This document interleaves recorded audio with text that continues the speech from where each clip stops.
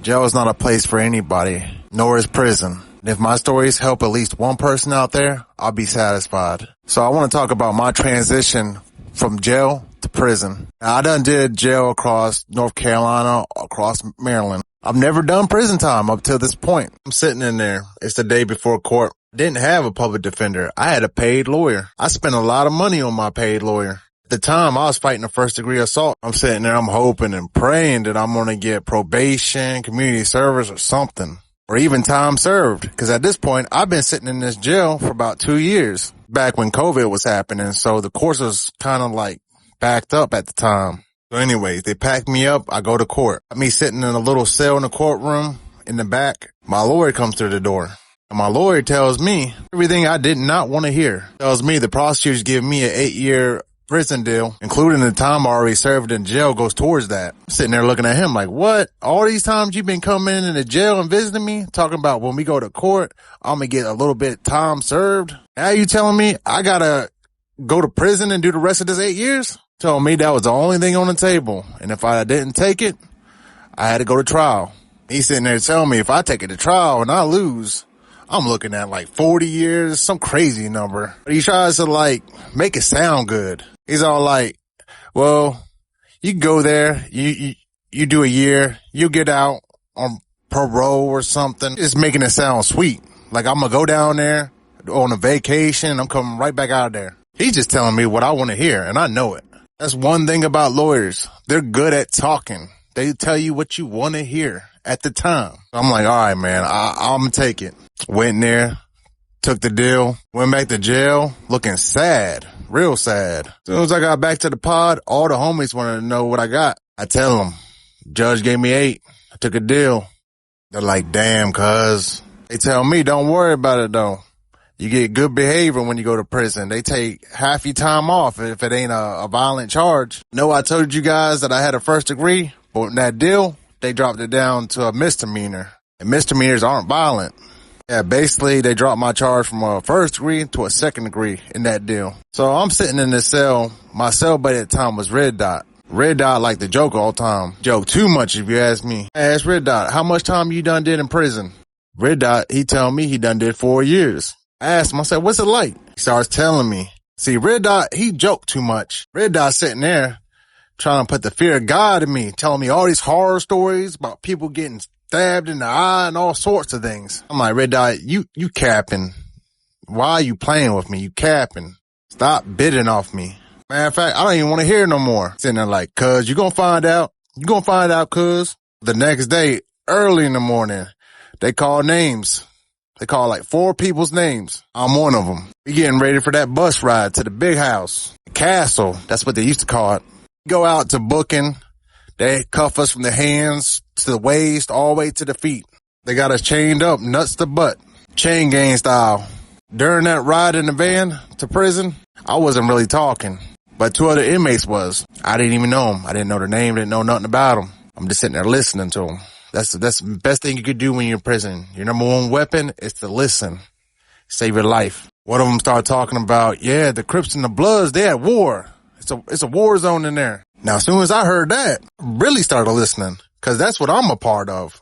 Back in my younger days, that's the crew I ran with. I was a part of the Crips. I'm sitting there thinking in my head, oh, no, this can't be happening. I'm going into a war zone. My nerves are shot right now. But hey, I signed up for this. I can't blame nobody but myself. I can't take the good, and then when it gets bad, run. That's not how you do things. So we get to the prison. MCTC. The CEO takes us in a room. We had to take our clothes off. They photographed our tattoos. They try to ask us what gang we're a part of, because they don't want to put us in the wrong unit and something happens to us. I know. That's more work for them. Then they take us to this big room. There's about 14 big cages in there. One man's like cage cells. A nurse comes in. They check for STDs, test for COVID. Then they turn the TV on in the middle of the room so everybody can see it. They start playing a preview video. And basically what that is, it's like a sexual assault video of what could happen in prison. Cause yes, it does happen in there. A lot of people say it doesn't happen anymore. But I'm telling you, it happens to this day. People just don't want to admit that it happens. That's all it is. But when you got guys never getting out of there, you know, they still got urges. When all that's done, they line us up and take us to a quarantine unit. A prison is not like jail. They have buildings in there like A, B, C, and each building has wings. So building A has 4 wings on it. One of those wings was dedicated to quarantine people. So I'm in a quarantine cell. I got a cell buddy. His name is Bobby. It's a white guy. He seemed pretty cool though. Sitting there laying on the bed one day, I hear CO say, "Get ready for chow, building A." Me and Bobby go to the window. We see a whole bunch of inmates pouring out of our building on the sidewalk, walking to, I guess, the kitchen to go get chow. Cause here, you have to go get your food. In jail, they bring it to you. You never leave the pod. But here it's different. And that's what makes it more dangerous. We looking at the inmates to see if we see anybody we recognize. And that's when I see a whole bunch of inmates walking. You could tell some of them like clustered up. You see people start fighting. Now the inmates here, they're not in orange gel jumpsuits. They have white t-shirts and gray sweatpants. I kid you not. The 2 people fighting, a whole group of these guys, their shirts were red. It looked like somebody ran up and just threw Kool-Aid on them. All I could do is think back on what Red Dot was telling me in the cell. My first day here and that happens, I'm like, oh my God, he was right. So at this point, I'm like, I need to get on the phone, tell my mom I love her. I might never get to see her again. This is hell. Yeah, and they weren't fighting with their fists. They had weapons, sharp, pointy weapons. That's one difference between jail and prison. In jail, you get to fighting, you might get beat up, you might beat up somebody. In prison, that's when the weapons come out and a lot of stabbings happen. And for me to see that the first day, I can only imagine how these rest of this 8 years is going to go. So since we're in quarantine, we don't get to leave. We can't leave ourselves at all. There's a working man that comes around and hands us the trays. And that's one thing I can say about prison. The food is way better. I actually got served steak in prison. But we did the rest of our time in quarantine. CEO came up. He told Bobby he was going to like building E. And he told me I was staying here in building A. The CEO tells me I'm in wing 2. He gives me my cell number. As soon as I walk into the wing, there's inmates out in the day room, heating up food, grouped up, talking on the phone, just doing all kinds of things. But they staring me down. Now, this is my first time in prison. One of the homies did lace my shoes before coming here. They told me as soon as I touch this compound and get where I'm supposed to go, the homie told me I had 24 hours to let the Crips know that I'm here and that I'm a part of them. That's a rule when you're gang banging, whatever you're part of. As soon as you hit the compound, when you go to, you gotta get with your car. Because if you do not do that, you will get chopped up. And I'm not joking at all. It happens. So I go up to my cell. I meet my cell buddy. It's a young dude. His name's Juan. He can't be no more than 21 years old. I didn't know it at the time, but come to find out later on, he's in here for life. 21 years old and in here for life. Turns out his girl was cheating on him, and the guy she was cheating on him with, he shot and killed. At 21 years old, he's in here for the rest of his life. I asked Juan, is there any other Crips in here? Tell me, there's a Crip right next door to us. His name's Dre. I go next door. I holler at Dre. He tells me the law of the land. He tells me which one's our phone. I asked him, I said, are we at war with anybody? Because I heard through the grapevine that there was something going on. He tells me there was an issue.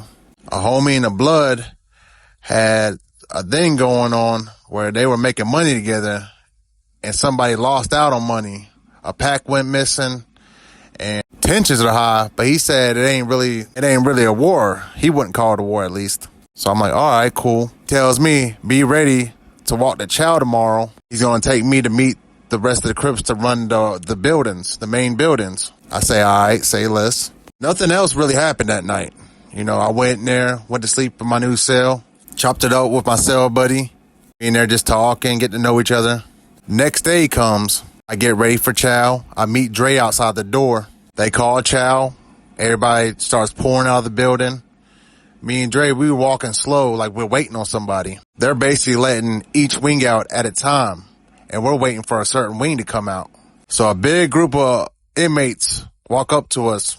I didn't know at the time, but this is It's all Crips. Dre, he introduces me. I tell them the information I'm supposed to tell them when you're a gangbanger. The guy that's in charge of the whole Crips for the compound, his name is EA, and that's who I'm talking to right now. He tells me I need to show my paperwork to Dre, make sure I ain't got no messed up charges. Because when you get to prison, your own people is going to have to check your paperwork just to make sure that. Because they don't want it coming out that you got messed up charges. That makes the whole organization look bad.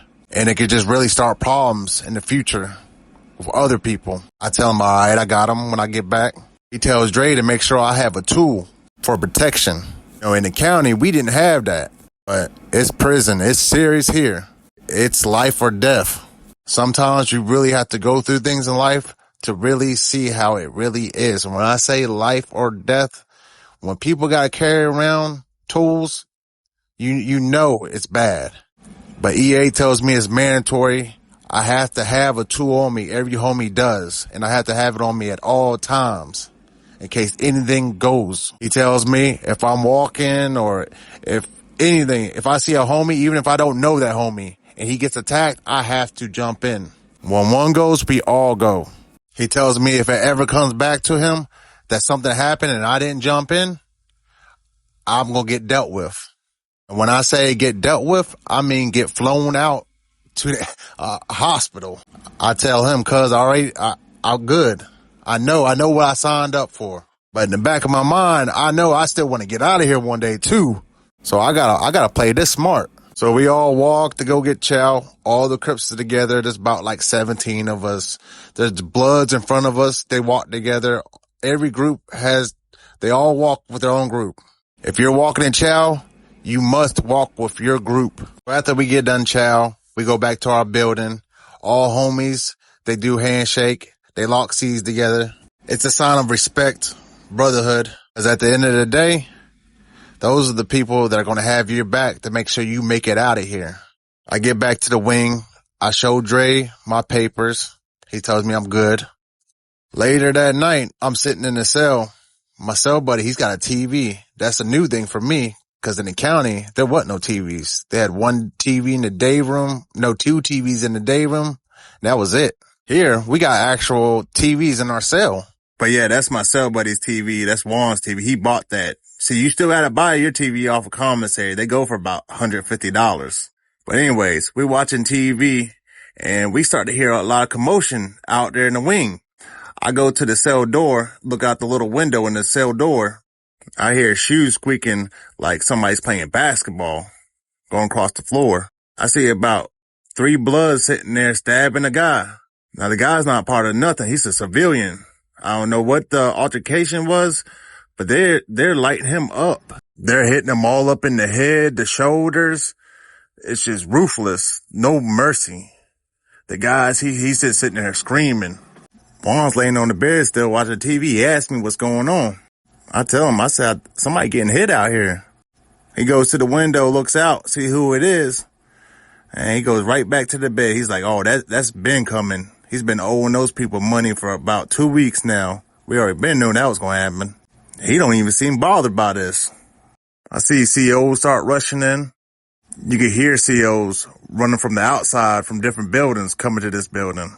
When any altercation happens, all COs, they leave their building and rush to wherever the emergency is. CO comes in there, starts pepper spraying. I immediately go to the back of the cell towards the window to try to breathe. It felt like I was going to die breathing in that. The only way I could describe it is that mace, it hits the back of your throat and it just burns and it's the worst feeling.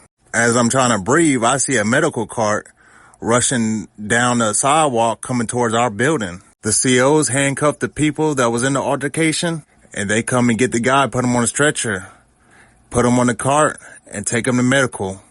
I'm like, damn, all this happened the first week I'm up here. I don't know how I'm going to do my time. But yeah, that's me coming from jail to prison. That's my experience. That's where I'm going to end this story off. The Bloods that hit that guy ended up getting transferred to a higher security, to a newer prison. Basically, they went to max. I don't know. I have no idea what happened to the guy, but I know he was pretty messed up. I didn't really know who he was. I didn't get enough time to even find out anything about him. But yeah, that's my first week in prison. One thing I can say about prison, it will turn a boy into a man. It will show you respect and how to live. I got plenty more stories on the way. Please stay tuned. Until next time, stay free. Speedball, hey, speedball. These hoes tryna slow me down. Speedball.